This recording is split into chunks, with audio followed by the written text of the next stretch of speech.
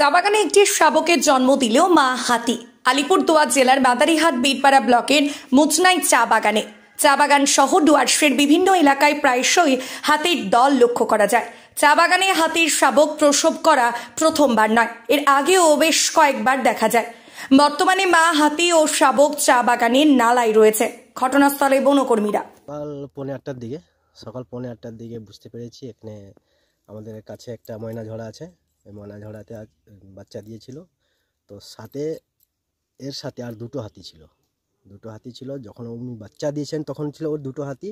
যখন ওখান থেকে এই জায়গাটা যখন আসছে তখন হচ্ছে একা হয়ে গেল, এখানে দুটো ছেড়ে দিয়ে চলে গেছে। আচ্ছা, কটা দিয়ে ঘটনাটা? এটা হচ্ছে 8:30টা। বাচ্চাটা কোথায় দিয়েছে? ময়না ঝড়াতে বাচ্চা দিয়েছে 8:30টার সময়।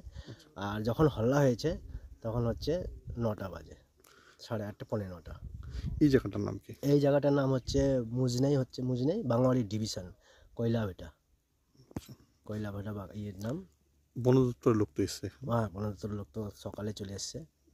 আপনার নাম? আমার নাম হচ্ছে কৃষ্ণকান্ত ঝা। ভাবছেন কেনাকাটা করতে কোথায় যাবেন? আরামবাগ গৌরহাটি মোড়ে নতুন রূপে উদ্বোধন হলো বাজার কলকাতার নতুন শাখা।